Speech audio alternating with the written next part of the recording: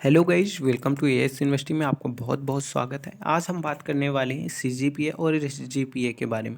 जैसे कि आप लोग देख रहे हैं, जब आपका रिजल्ट आता है तो आपके रिजल्ट में कुछ इस प्रकार से मार्क्स शो हो रहे होंगे एसजीपीए और सीजीपीए में। तो हम कैसे जानें कि हमारे इस सेमेस्टर में यदि एसजीपीए इतने शो हो रहे हैं तो हमारा कितना परसेंट बन रहा है, और इस पर भी बात करेंगे कि यदि हमारा फाइनल ईयर में सीजीपीए यदि इतना दिख रहा है तो हमारे ओवरऑल परसेंटेज कितना है।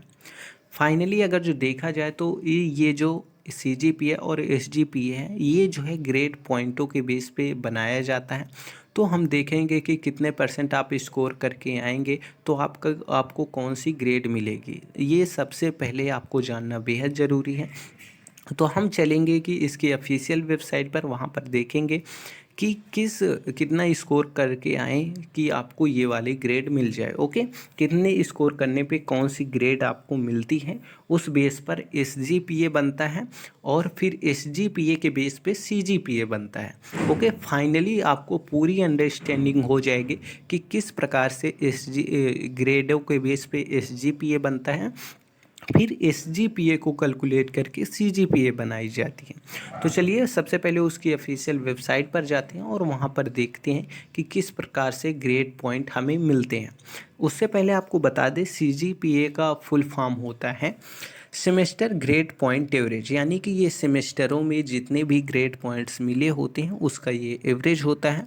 और सीजीपीए का फुल फॉर्म होता है कम्युलेटिव ग्रेड पॉइंट्स एवरेज, यानी कि ये जो है पूरे सीजीपीए का एवरेज होता है। सबसे पहले हम देखते हैं कि आपको ग्रेड पॉइंट्स किस बेस पे मिलते हैं। उसके लिए हमें क्या करना पड़ेगा कि इसकी जो ऑफिशियल वेबसाइट की नोटिफिकेशन जहाँ से हमने डाउनलोड किया है, उस नोटिफिकेशन में देखते हैं कि किस प्रकार से ग्रेड पॉइंट्सों को डिवाइड किया गया है। यहाँ पर हम आ चुके हैं उसकी ऑफिशियल वेबसाइट की जो नोटिफिकेशन थी उस पर। इस प्रकार से आपको कुछ ग्रेड पॉइंट्स मिलते हैं। ये ग्रेड पॉइंट्स, जैसे कि आपका एग्ज़ाम 100 मार्क्स का है तो ये ग्रेड पॉइंट जो है 10 मार्क्स में डिवाइड कर दिया जाता है। और इस तरह से कुछ जो है कि अल्फ़ाबेट में आपको ग्रेड्स पॉइंट दिए जाते हैं। जैसे कि अगर जो वो आपको ग्रेड पॉइंट्स मिला है, यानी कि आपको यदि 100 नंबर का पेपर था, आपने 90 से 100 के बीच में स्कोर किया है, तो ये माना जाएगा कि आपको ओ ग्रेड पॉइंट्स दिया जाएगा।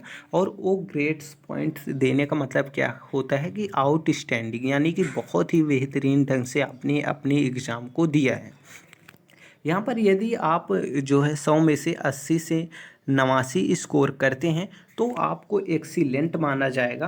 आपने 10 पॉइंट्सों में से 9 पॉइंट्स लाए हैं और यहाँ पर ए प्लस ग्रेड आपको दिया जाएगा। ओके, यदि इसी तरह से आप 70 से 79, यानी कि 70 से 79 मार्क्स लाते हैं इसके बीच में, तो आपको माना जाएगा कि आप वेरी गुड स्टूडेंट हैं। और यहाँ पर आपने 10 पॉइंट्सों में से 8 पॉइंट्स लाए हैं और यहाँ पर आपको ग्रेड ए दिया जाएगा। ओके, यदि आप 60 से 69 के बीच में आपके मार्क्स होते हैं तो आपको माना जाएगा कि आप एक गुड स्टूडेंट हैं और आपने 10 पॉइंट्सों में से 7 पॉइंट्स लाए हैं और आपको ग्रेड बी प्लस दिया जाएगा। यदि आप 50 से 59 मार्क्स लाते हैं तो उसमें आपको माना जाएगा कि आप एवव एवरेज हैं, यानी कि एवरेज स्टूडेंट से थोड़ा सा ज़्यादा हैं और आपने 10 में से 6 पॉइंट्स लाए हैं, इसलिए आपको ग्रेड पॉइंट्स भी दिया जाएगा। फिर उसके बाद यदि आप 40 से 49 मार्क्स लाते हैं तो आपको ये माना जाएगा कि आप एवरेज स्टूडेंट हैं और आपने 10 पॉइंट्स में से 5 पॉइंट्स लाए हैं और आपको सी ग्रेड दिया जाएगा। यदि आप 35 में से 39 मार्क्स लाते हैं तो आपको ये माना जाएगा कि आप पास हैं और आप जो है कि 10 में से 4 मार्क्स लाए हैं और आप पास माने जाएंगे। ओके, यदि आप लाते हैं मार्क्स 0 से 34 के बीच में तो ये माना जाएगा कि आप फेल हैं और जो है कि आपको ग्रेड पॉइंट में एफ के रूप में दर्शाया जाएगा। उसका मतलब होगा फेल आपको, यानी कि 10 में से आपने 0 लाया है, इसका मतलब ये होगा। यदि आप अब्सेंट होंगे तो आपके उसमें एब्सेंट लिखा होगा, ग्रेड पॉइंट्स 0 होगा, ए बी आपको ग्रेड्स पॉइंट्स के रूप में दिखेगा। ओके, ग्रेड्स वाली सारणी में। तो इस प्रकार से ये जो है ग्रेड पॉइंट्स दिए जाते हैं। ओके, ग्रेड्स पॉइंट्स का मैटर तो आपको पूरा समझ में आ चुका होगा। अब हम पता करेंगे कि हमारे जैसे सेमेस्टर में SGPA इतना शो हो रहा है, तो उस सेमेस्टर में कितने % मार्क्स हमारे बन रहे हैं। तो हमें क्या करना पड़ेगा, जैसे कि हमने माना कि सेमेस्टर फर्स्ट में हमारा SGPA जो मार्क्स है 8.5 बन रहा है, तो ये परसेंटेज में इसको कैसे कन्वर्ट करेंगे। हमें 8.5 को जो है कि 8.5 को 10 से मल्टीप्लाई करेंगे तो कितना हो जाएगा, ये 85 हो जाएगा। 85 में से हमें 7.5 जो है निकाल देना है, तो हमारा टोटल मार्क्स बन जाएगा 77.5%। ओके, ये इसका परसेंटेज के रूप में मार्क्स बने ओवरऑल। ओके, अब हम बात करेंगे कि जैसे हमारे सेकेंड सेमेस्टर में, ओके, सेमेस्टर सेकेंड में SGPA जो मार्क्स दिख रहे हैं वो 9.5 हैं।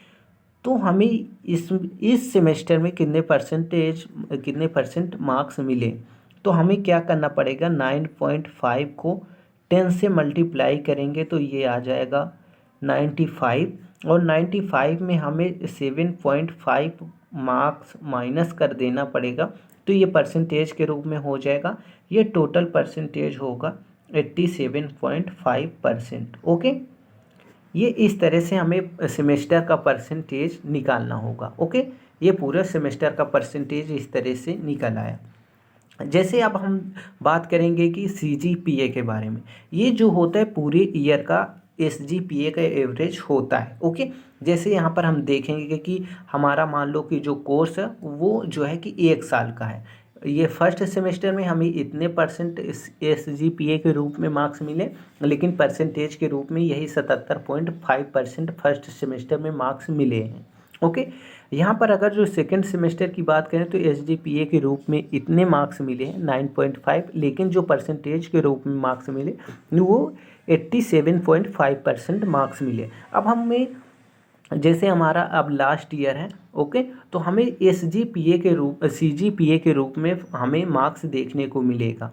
ओके, हमें CGPA में कैसे कन्वर्ट किया जाता है, देखिए इस तरीके से। जैसे फर्स्ट सेमेस्टर में आपको इतना मार्क्स मिले और सेकंड में इतने मार्क्स मिले, तो दोनों को जोड़ के आपका कोर्स कितने सेमेस्टर का था, 2 सेमेस्टर का, तो 2 से आपको भाग दे देना है। जब इसका आप जोड़ेंगे तो 18 आएगा। 18 में से 2 ही सेमेस्टर का तो कोर्स था, तो 2 से आप इसमें भाग दे देंगे तो 9 आ जाएगा।